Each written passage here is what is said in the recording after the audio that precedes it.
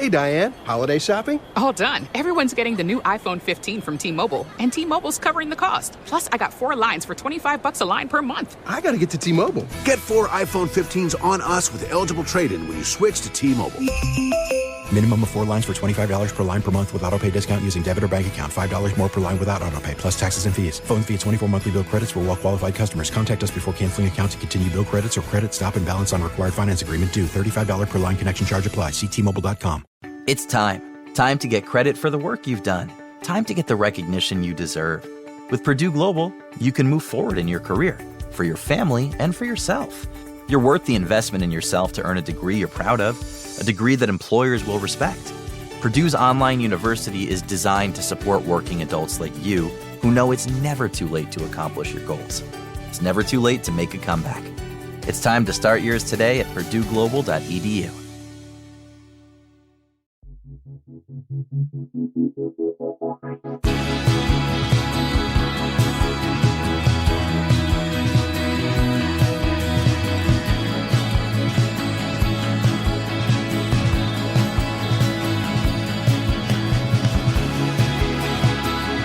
You're listening to 100 Words or Less with Ray Harkins. Greetings one, greetings all. Welcome to the podcast in which we talk to people who are involved in independent music, who care about it in a deep way, create it, document it, all of those things. And if this is your first time here, just welcome, because I appreciate when new people check out the show. I love the whole, Spotify Wrapped for podcasters. It gives you the most inane and random information possible. But I did see a lot of interesting intel in regards to hey, this episode was really popular, bringing new people to the show. So anyways, just want to tell you, thank you for spending time with me and our guest. Today is a special one because I have existed alongside of him, played shows with him, and never really got to really bro down with him until today. Adam Lazzara, the vocalist from Taking Back Sunday. You knew Taking Back Sunday. I mean, if you don't, tell all your friends. I mean, come on. A seminal record of many of our lives and listening experiences. And the band just released a pretty damn awesome new full length called 152 or 152. Just came out a couple weeks ago. I highly encourage you to check it out. That is obviously why Adam appears on this podcast. But we had a great discussion because, I find Taking Back Sunday so interesting as a band because they've obviously been able to ride the highest highs and, get through the lowest lows of bands that, might not have made it out of a particular scene. And they've been able to persevere and get to the spot where it's dude, now they're just, they're coasting. They're doing really cool shows. They're doing what they want. And I love to see that. So, and then plus we geek out a lot about Lifetime because, they're an amazing band, right? Let's talk about ways that you can support the show. For $0, this is going to cost you nothing. You can leave a rating and review on Apple Podcasts. And if you wanted to, you can leave a rating on the Spotify page. All of those things help out the show immensely. The algorithms then work in our favor to recommend this stuff to other people. You know how that works, right? You can also email the show, 100wordspodcast@gmail.com. Love to hear guest suggestions, ideas, etc., etc. It's fun because people write in, they're like, hey, you should have this person on. And honestly, I'm just wow, actually, that's a really good idea. Let's go ahead and do that. And then they link me up. And that's honestly, I would say probably maybe 3 to 5% of the guests that happen are through those random intros. But anyways, feel free to reach out. Always love to have that correspondence. And then, let's just go ahead and dive into the conversation. I was going to, opine about how rad punk and hardcore is, just got to go to a lot of shows recently and just experience the awesomeness of watching bands, grow, find themselves, all that sort of stuff. But I'll put that aside for now. But let's talk to Adam from Taking Back Sunday. And this is a great one. So enjoy.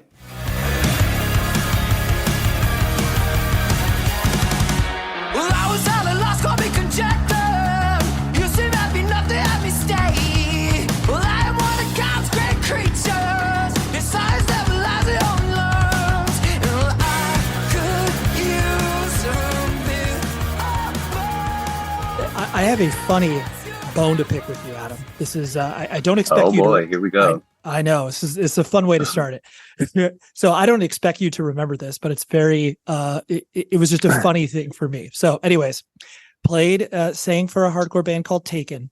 We played a show together. This was like, gosh, I mean, maybe 2000. I don't know the exact year, but I was familiar with you because it was, gosh, I want to say it was like Thursday Unearthed. I don't know, in Long Island at like the Backyard Blues Club Oh something. yeah. Backstreet Blues. There we go. Backstreet Blues. Anyways. Rockville Center. Exactly. So we were on tour and I was excited to play with you guys because I had gotten keyed into you. Just someone had given me the demo and they were like, this awesome band from Long Island, listen to it. And I was like, oh, love this. So anyways, the joking bone to pick I have with you is, so I think we were supposed to play like, you know, either second or third or whatever. And trust me in saying that I know every band ever has pulled this where you're kind of the local band that's going to play the show. And, you know, maybe your guitarist doesn't get off work until later. You're supposed to play first, but then, you know, you go to the promoter and are like, oh, dude, our guitarist can't get here because like he can't get off work until like, you know, 7 or whatever. And so I remember of course I wasn't like actually bummed, like mad at you, but just the idea where I was like, we had to play first.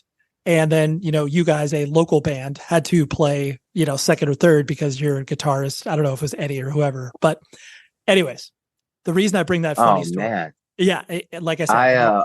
Well, hey, I just want to say I am sorry that happened. And then two, not on me. I was there, I bet. Totally. I'm always early. Totally. Well, the reason I bring that up is not to, you know, poke fun at you, but just the idea that like, you know, there are probably many respects in which you still approach either playing shows or obviously existing as a band in the same ways as you did back then. Would you agree with that? And what sort of things do you think that you obviously carry through to this day? Well, I think that, you know, because obviously we came from the same kind of scene, you know, like the hardcore scene. And for us, like that's kind of like in like a lot of ways, I feel like over the years, there's certain things there's times where we've had to be like, yo, this isn't how we do things. We're not going to do that. Like, just as far as from, it's which a couple of those things were just growing pains, like, you know, like there's it's like you go from a situation to where it's just you guys in a van to like now you're you know, you have front of house and you have an LB and like there's more people helping you out and traveling with you, and then but I like think for us like kind of the main thing is that realizing that a lot of like the goal was always to, I mean, you know, try to reach as many people as possible. And selfishly, there's this thing of I should start with, I fell in love with that scene because I felt like I found my people. I grew up in a small town in North Carolina called High Point, which is the furniture capital of the world, by the way. So they say. And then, and then, so there wasn't like, you know, through high school and like things like that, like I didn't really, I didn't really feel like I was with my people. And then, sure. but when I discovered like, you know, these shows and like through this scene and like started going and participating in it, or like I found much more than just a bunch of records that I love. Like I found an actual community and like support system, you know, like found my people. So with all of that said, I think that we've always tried to operate just with that spirit in the forefront. Yep. To this thing of there's like, I feel like there's like a certain almost like unspoken code of ethics that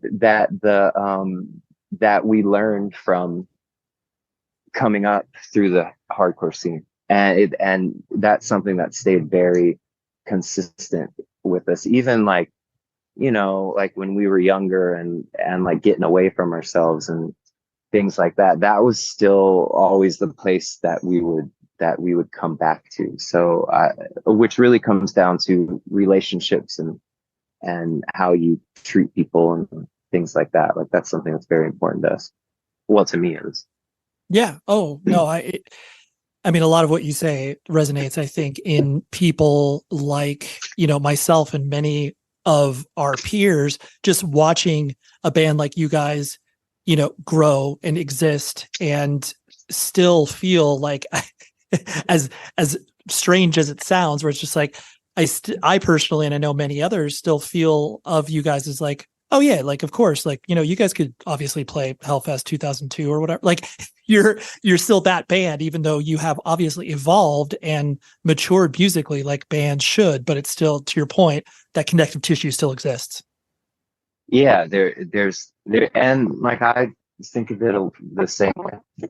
You know, like I think if it was to be like entirely, I just think it would be impossible to entirely be removed from that, you know, because it's like in our blood. I mean, like it was not only the community and all that, but a large part of our identity, mine. And so yeah, I mean, I don't think that could ever go anywhere or too far. Yep, for sure. And kind of, you know, focusing on you as a person. I mean, I know I'm not going to hit all the biographical stuff. Obviously, I know, like you said, North Carolina, born in Alabama, all that sort of stuff. But what I wanted to hit on was you mentioned, and I know you've spoken about this before in regards to, you know, having a stutter and obviously that being preventative from you. Yeah. Right. Like preventing you from being like, maybe if you wanted to be an outgoing person, you obviously couldn't do that because of the lack of confidence that you know, happens. Did you go through speech therapy for that? Or was it just one of those things where you just kind of grew out of it? Yeah, I did speech therapy all through school. I mean, you know, like grade school. And I remember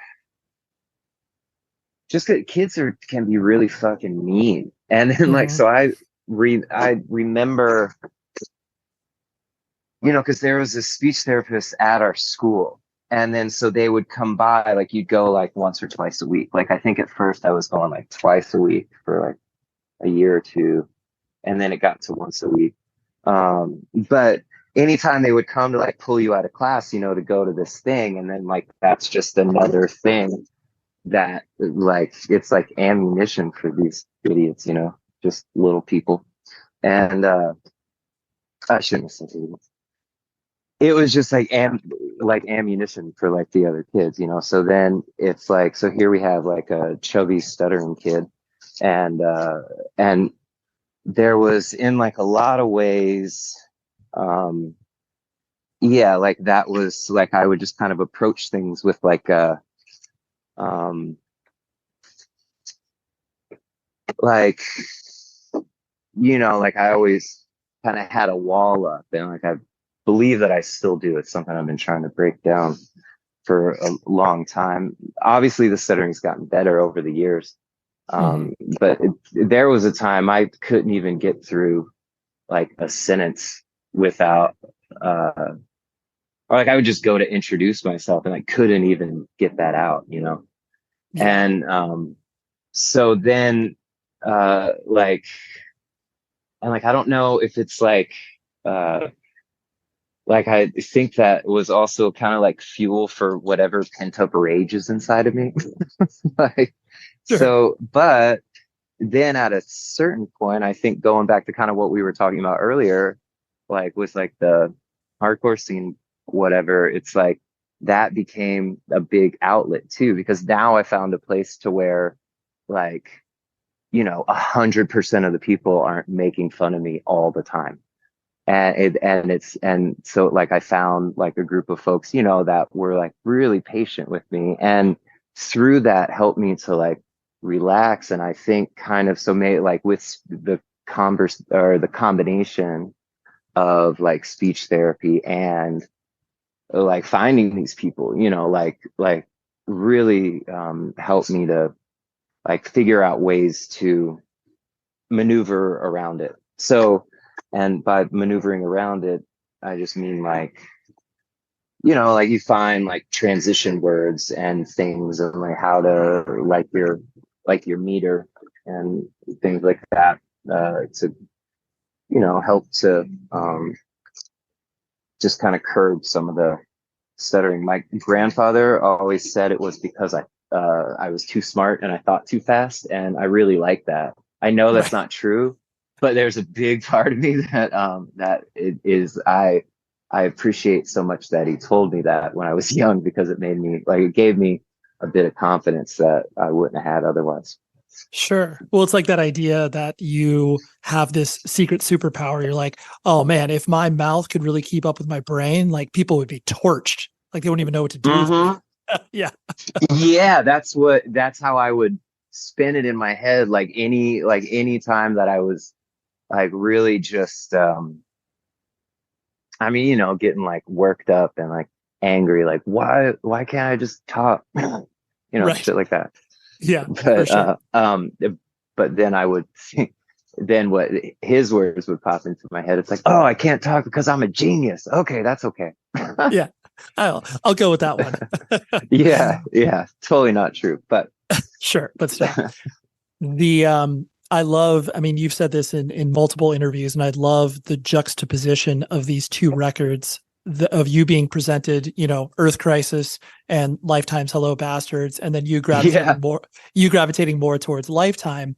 And I'm not saying that you didn't like Earth Crisis, but like I love the fact that you could be shown both of these paths, and you attracted more towards one, but then at the same time you're like, Earth Crisis is still good, and so like you can just kind of like build both of those worlds up, you know, in tandem with each other. And I like both of those records because they could not be more different, but also of the same world.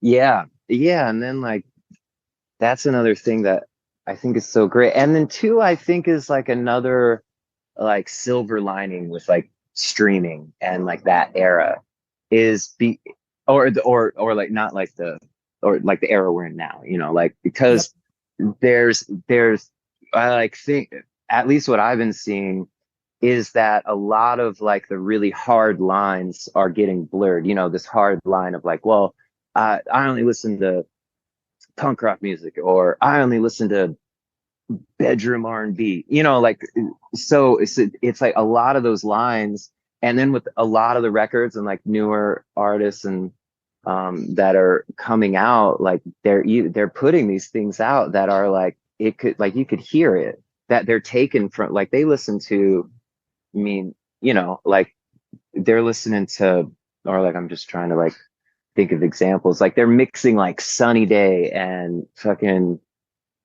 I mean, you know, like Fast Break and like they're like all this stuff and all these different influences coming into, like, it's all becoming one world. And I think that's really cool, because I know for myself, I when I was younger, and this is so dumb, and I like am often telling like that part of myself, like man, why did you ever do that? But I was like, if it didn't fall within a certain category, I wouldn't even give it the time of day. Great example is I didn't discover, or like I didn't really sit down with like Led Zeppelin if I was like 24 or 25, which is ridiculous, because like all those years I missed out on like just some of the greatest rock and roll music that's ever been made. And for no reason other than, oh, well, it doesn't fit my MO, you know, like that. And I like feel like now, and it could be off. It's just from like what I see, whatever the algorithm's showing me, you know, like it like seems that people are not taking that approach as regularly. And I think that's amazing, because then it's like pulling back the blinders, you know, now you see this great big world in your periphery. So, you know what? I forgot what your original question was. I'm sorry. No. I just started chatterboxing.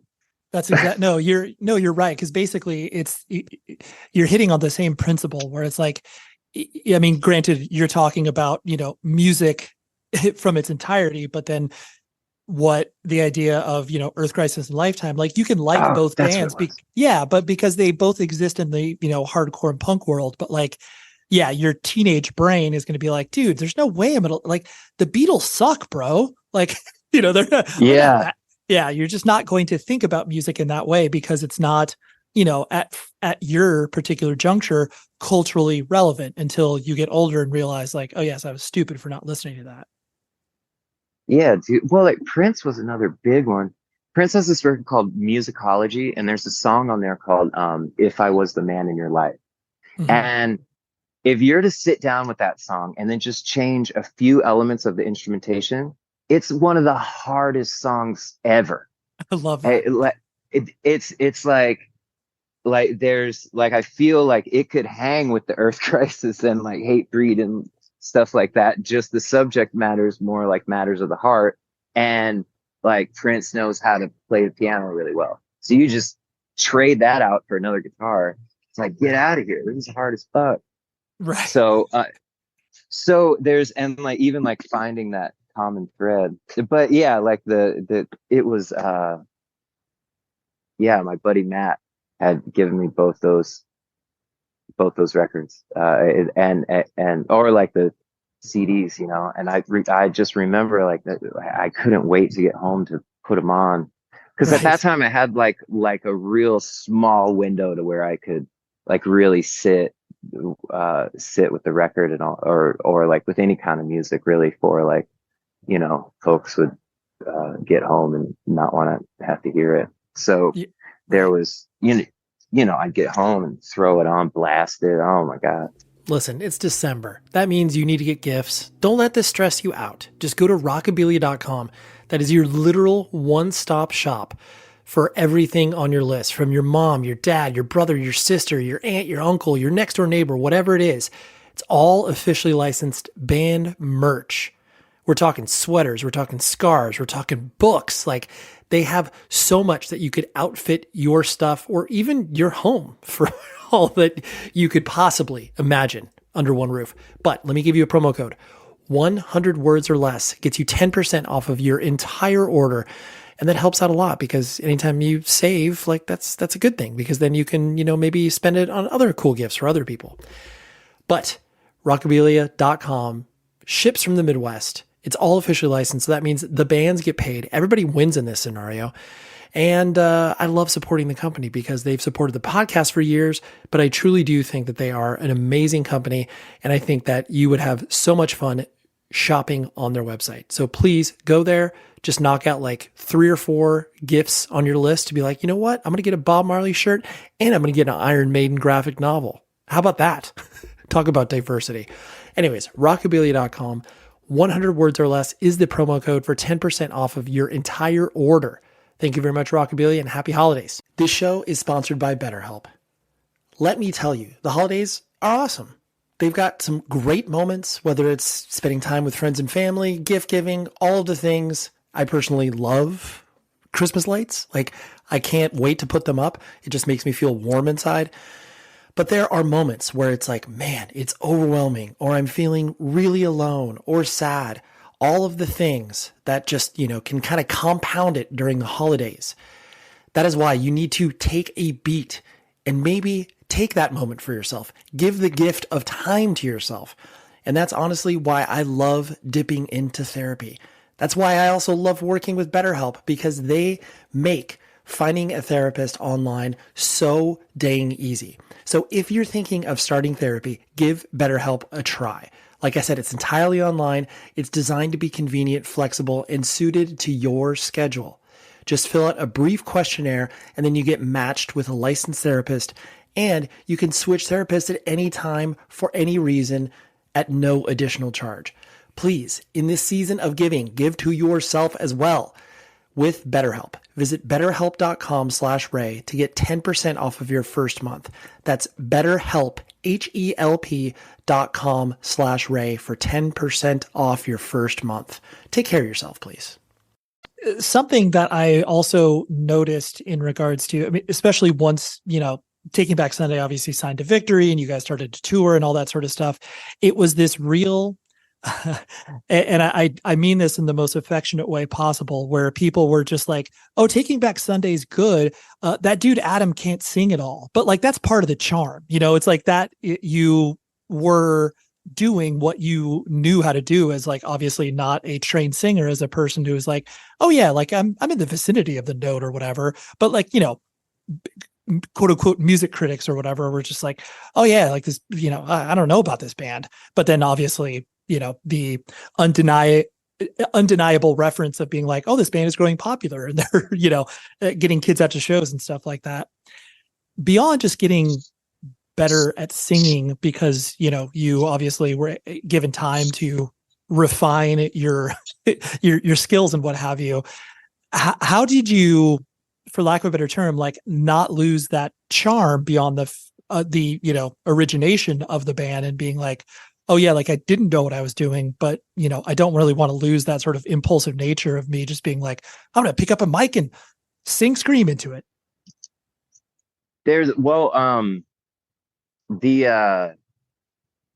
Gotta be honest, hearing you say that does not feel good, but no, and you're not wrong. Okay. And there's the first, because when I joined the band, I was bass player, and then there came a time we needed a singer, and it was kind of Eddie in that moment that was like, you're going to be the singer now. And I think it's more because I would just kind of throw myself around on stage, and I was real, like, because that was and still is, like, that's the outlet. Like, that's where I like realized, especially like during the pandemic, like when we couldn't do it, like, like that's kind of when it dawned on me, like, oh shit, like that was like, I rely on that really heavily, just for my mental health.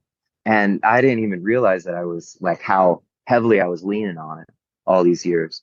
So anyways, there was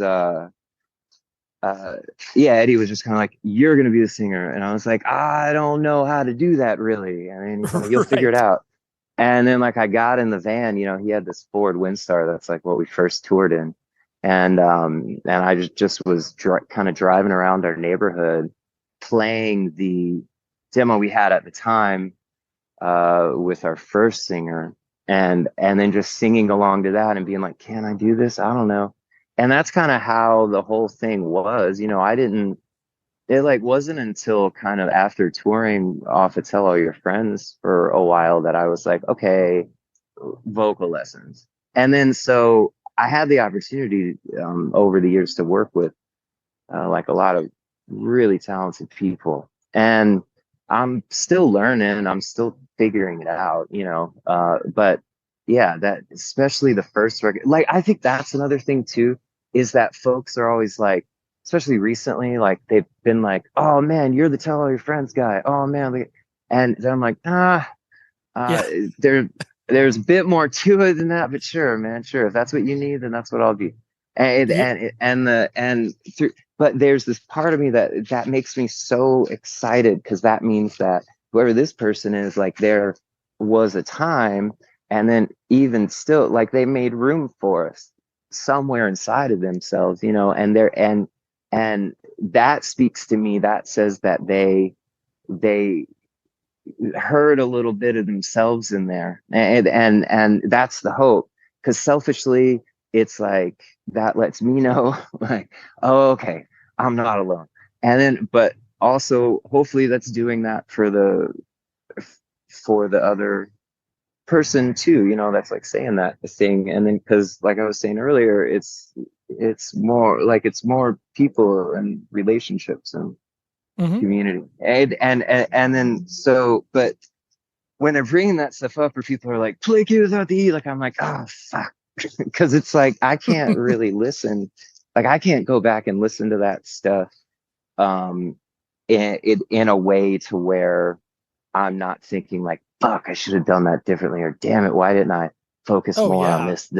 But like, so it's really it's like kind of like this, like gift and a curse almost in a way, like or like imagine like you're going through like you're walking through a town and you're like, hey, here's a copy of my high school yearbook. I highlighted all the pictures that I'm in. You tell me what you think about them. And Totally. but just for forever. Like Totally. Yeah. You have the, and it's very, and honestly, like, I think that is at the core of it, what you're talking about, where it's like, you as a band, you guys have continued to evolve and push, and obviously not just be, comfortable releasing one type of record. But to your point, where it's like, once you put art out in the world, you can't control how people are interacting with it. So it's like people are going to have these real crystallized moments of like, this is what I know Taking Back Sunday to be, period, full stop.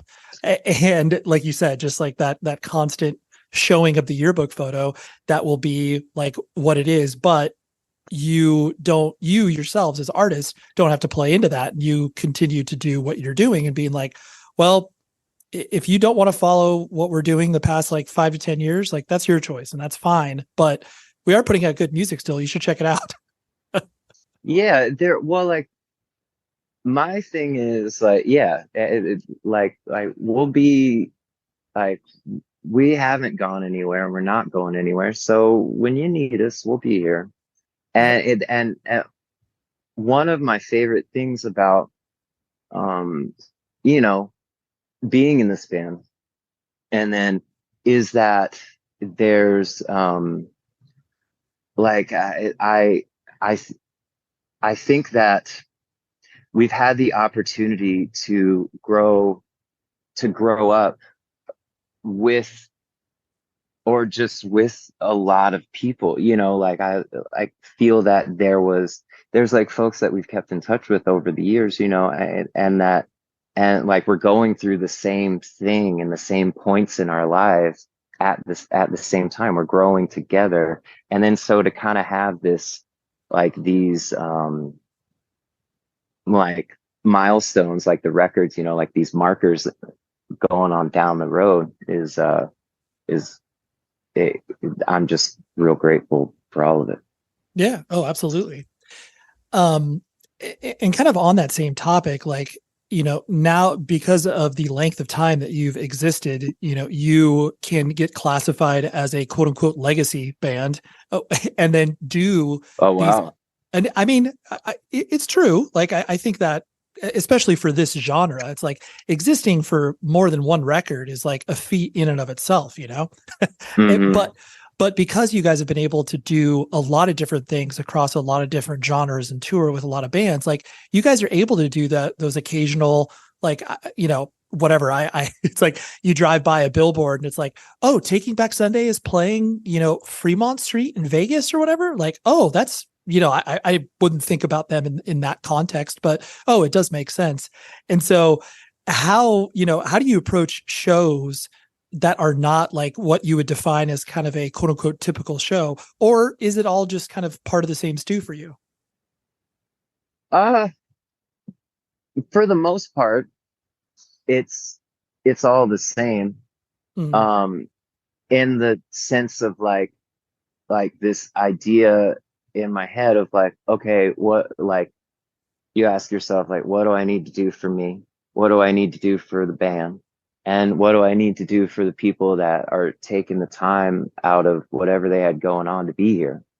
And so like, those are kind of always like, those are constants. But with shows that are a bit more out of the ordinary, especially like the flyaway shows, stuff like that. Yep.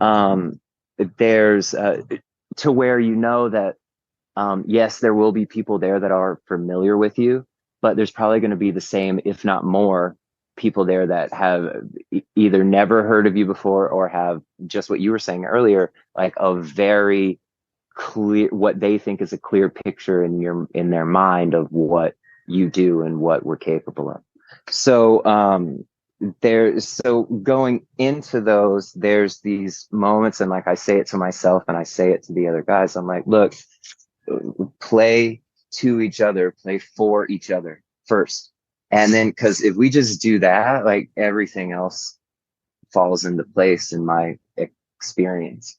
And a lot of that involves just, and like kind of like what that means, or to explain it a little more, is that like to if you can imagine, it's just the 5 of you or 4 of you or whoever, like in the room, and no one else is watching, then that, like, you're immediately going to feel more comfortable and loose. Now, if you can take that a step further and remember you're a little kid, you got a full-length mirror, maybe in your parents' bathroom, I don't know, or like in your closet or something, and you're cranking up your boombox and dancing in front of that mirror, or pretending to play a broom, or whatever it was, put yourself there.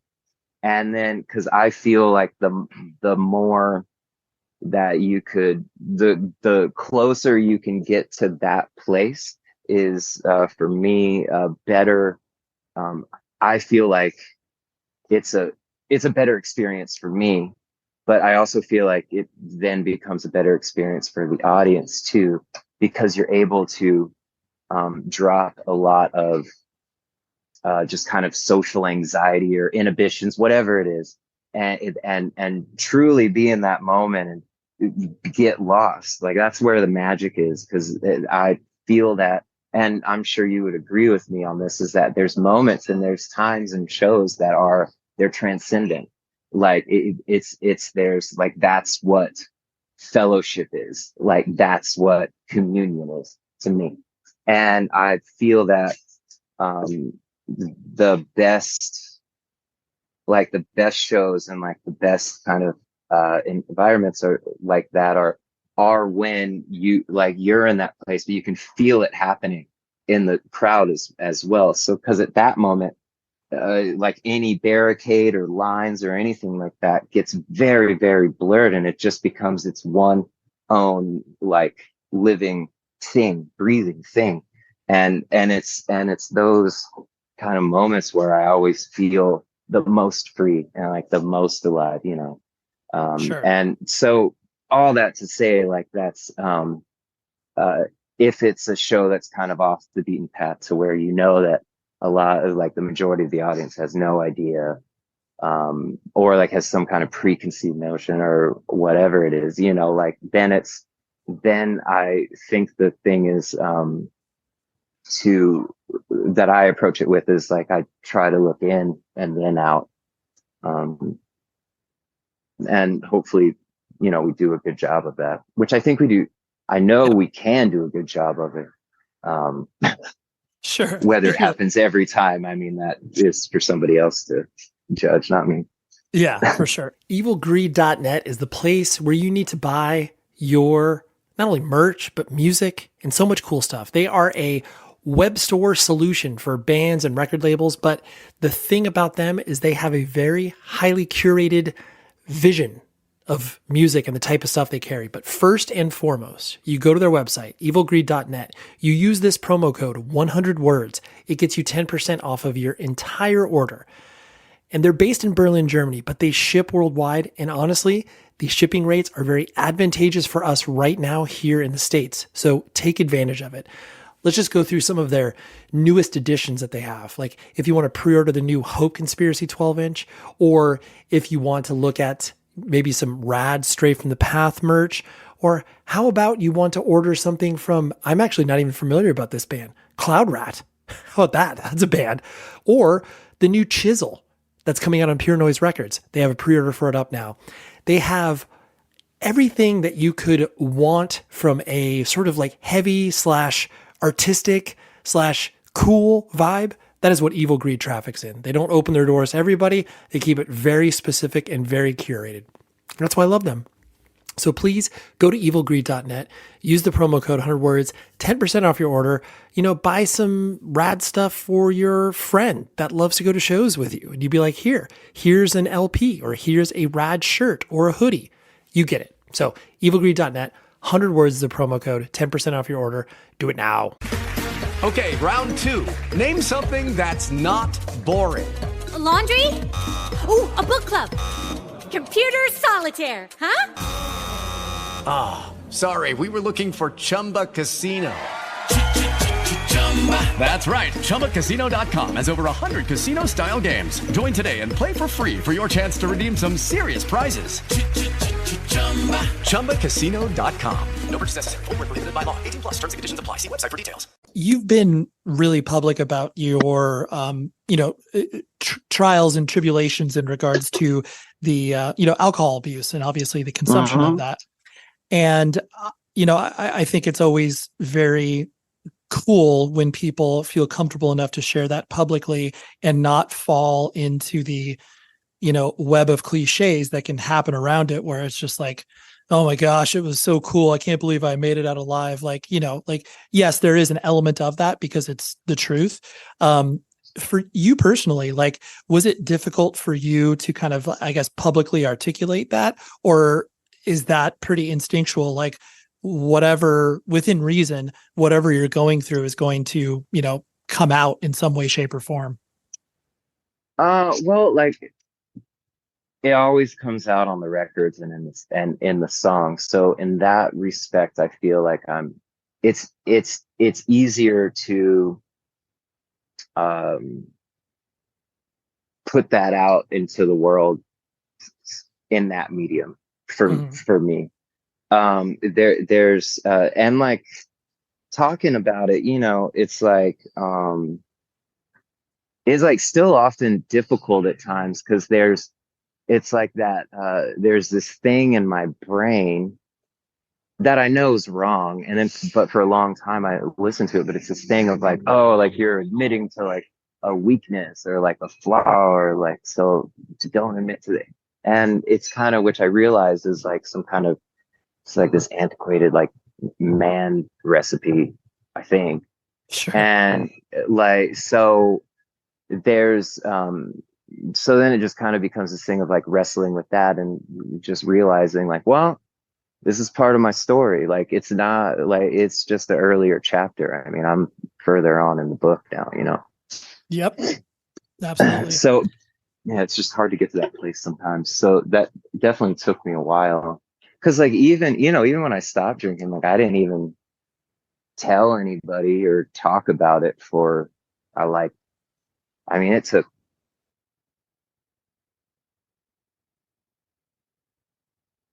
it's not something I do anymore. And here's why. And, but it took a while for me to really, be able to talk openly about it. And then I also think there was this other fear in my head of and this kind of goes with anything, you go and there's that thing that happens in your brain to where just talking about these big ideas you have could just kind of spark some kind of dopamine release, so then it's almost like you get a little bit of the reward as if you had done it just by talking about it. Right. And then so I was really worried about that too. And so kind of I feel like I needed to get over that hump, Absolutely. Two last things I wanted to hit on was, one, I know for me, one of the first times that I saw you, with the exception of, randomly playing that show together, was when you guys came out west and played with Lawrence Arms. And I know that was a real, special tour for you guys. I mean, I know for me, I was excited because I could see both bands, and I know there was this real distinct dividing line that happened where it's there was a lot of people that showed up at Chain Reaction just to see you guys, and then Lawrence Arms played in front of 100 people, which is no one's fault. That's just what happens sometimes. I know that you remember that happening because that tour was really special for you guys. But I guess in the reverse, has it happened to you before where, you've been out in a headliner or, playing whatever 3 out of 4, and all of a sudden a band that is, has it happened to you? Yeah. First, with the Lawrence Arms things, that was that specific Chain Reaction show, because that was the first time anything like that had really happened. And right. I remember, even as I'm remembering it now, there's it's this crazy mix of emotions because it's you're so excited and like, oh my God, I can't believe all these people were here. That show is incredible. This is like, we're so far from home, you know, like all that. And then on the other side of it, there's like, oh fuck, where did everybody go, man? Like, this is like Lawrence Arms. And like, we've been on tour long enough at that point with them to where, like we're friends at this point. And so like, there's these conflicting emotions around it. Yeah. But to answer your question, we were in the UK and we were doing a headlining tour with My Chemical Romance. And this was not too long after 3 Cheers for Sweet Revenge came out. And like the tour started and it was great. And then, but like as it was going on, because we were doing like a full UK tour, like we just weren't hitting like a couple cities. Like it was like we were going off the beaten path a bit. And and then it's like at like a certain point, you could start to feel the shift, and then you started to see the shift in the crowd, and we're like, oh God, should they just headline? Like, could we do that? And then because that's what made the most sense. But it was yeah, so that was the time that happened. And then obviously, I mean, after that, like anytime we toured with them after, we were main support. Right. Yeah. Like, we don't need that to happen again. And that's totally fine. Yeah. It's just, dude. It is like a real, because you don't see it happen often, because usually, you know, bands, like you can kind of in some way, shape or form predict some sort of trajectory. But then there's some times where it's like, you just see it happen. And like, yeah, I mean, just as it was special for you to play that Chain Reaction show, it was also, it felt really cathartic from a you know, kid going to a show perspective, because it was like, oh wow, like everybody showed up for them. Like, this is really cool. And it feels like you're part of a moment where you feel like the momentum is meeting the moment, so to speak.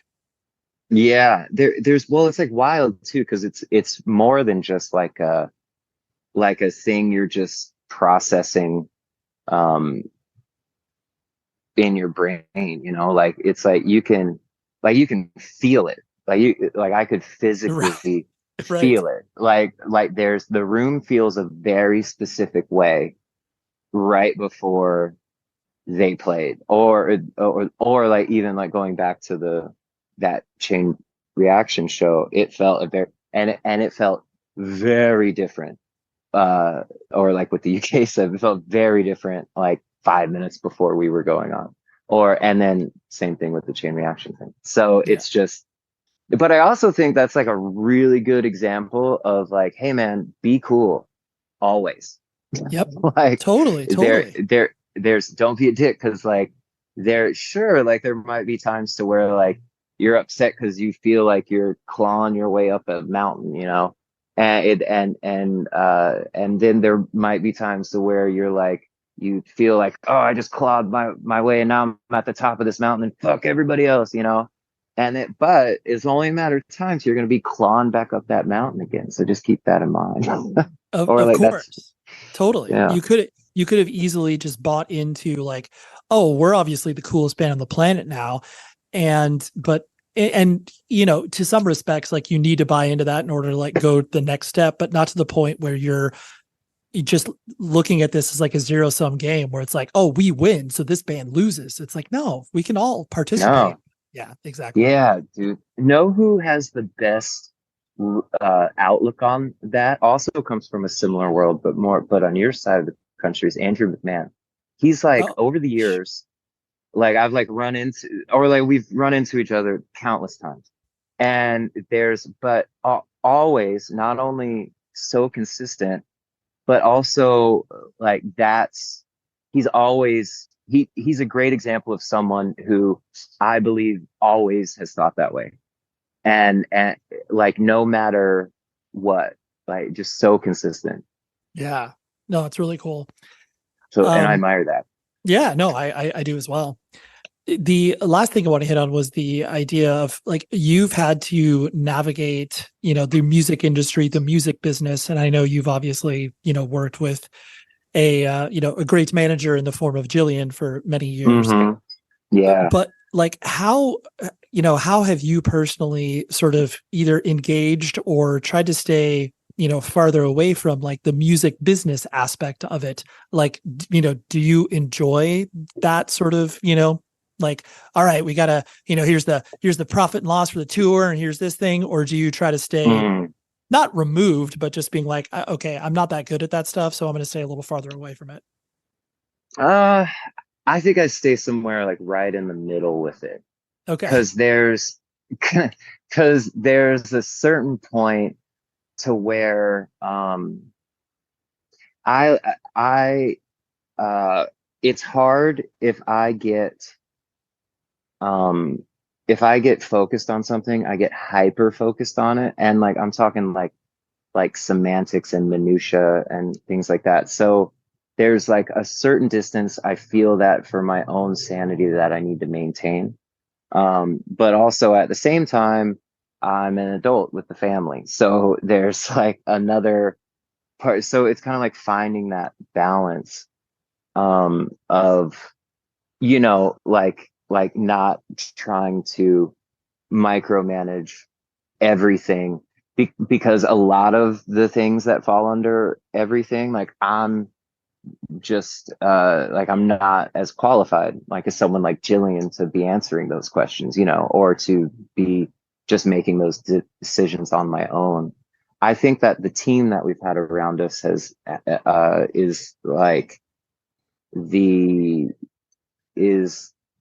been so incredibly important. Like we've like Jillian has been our manager since the beginning. We met her, Tell All Your Friends had been out for a little bit, and we met her through Midtown, because she was managing Midtown at the time, and in Austin, Texas. And Matt Galley has been booking us since the very beginning, and like our business management, we've been with them since the beginning. So it's like I like think that making sure that for us, like a big thing has been like making sure that we have the right people around us, and like people we can trust, and rely on, to help in those moments. Cause also like if I was, like outstanding at numbers, then I probably wouldn't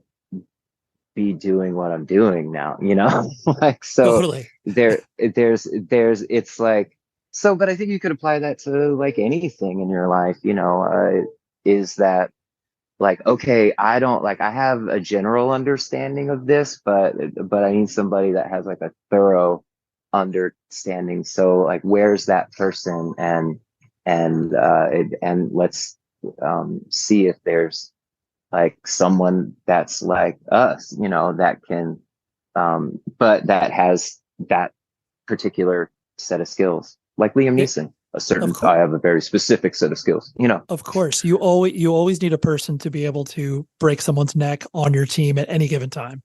Yeah, dude, on speed dial. Right. It's not cheap. No, absolutely not. Yeah, because of course, you could be in a foreign country and we are just rehashing the plot of Taken. That's fine. But Adam, thank you so much for hanging out. I genuinely appreciate you letting me pepper you with these random questions. Yeah, man. Thank you for taking the time. There you go. That was Adam from Taking Back Sunday. And like I said, they just released a new record called 152. Check it out. It's really cool. And they actually, was not even aware of this. They did a collab with Steve Aoki, which is like just so awesome to see. Like two old heads in regards to like punk and hardcore coming together many, many, many years later and being like, oh yeah, like we come from the same scene. Like, how about we just do a song together? It's just really cool. So support Taking Back Sunday. I love Adam. Just, yeah, really, really fun time I had on that. Let's map out the next 2 weeks on the podcast. Next week, I have Matt LaForge, the guitarist from one of my favorite bands around right now, Mil-Spec. I freaking love Mil-Spec so much. They just released a new record called Marathon, and I had to have Matt on. And it's funny because I'd like go through a few different, intermediaries, so to speak, because Mil-Spec, like, they're not really active on social media. They're not like, hey, follow us, do this. They're just like, hey, we're a band, we exist, and, we put out a record occasionally, and it's awesome. So anyways, come to find out that we spoke many years ago in my day job life. And it was just really funny to be like, oh, we talked. That's right. I remember that conversation. Anyways, Matt from Mil-Spec is on next week on the 13th. And then on December 20th is the much anticipated, because I start to hear from many of you over email in early December, hey, when's the year-end podcast? The year-end podcast will be released December 20th with myself, Joey Cahill, and Jeremy Boehm, again, going through our favorite records of 2023. So that's what we got for the next 2 weeks. And until then, please be safe, everybody. Hey guys, it is Ryan. I'm not sure if you know this about me, but I'm a bit of a fun fanatic when I can. I like to work, but I like fun too. It's a thing. And now the truth is out there. I can tell you about my favorite place to have fun. Chumba Casino. They have hundreds of social casino style games to choose from with new games released each week. You can play for free anytime, anywhere. And each day brings a new chance to collect daily bonuses. So join me in the fun. Sign up now at ChumbaCasino.com. No purchase necessary. VGW Group. Void where prohibited by law. See terms and conditions. 18+. Congratulations to the Walt Disney Studios technology team, first place award winner for innovation in employee enablement at the 2023 Unconventional Awards presented by T-Mobile for Business. Disney's Studio Lab and production technology teams are constantly searching for innovative ways to help studio creatives solve production challenges through dynamic collaboration. By discovering and leveraging T-Mobile's 5G solutions, the Walt Disney Studios technology teams streamline production and collaboration in real time, avoiding costly delays and enabling creativity. T-Mobile for Business congratulates the teams for their innovation and unconventional thinking.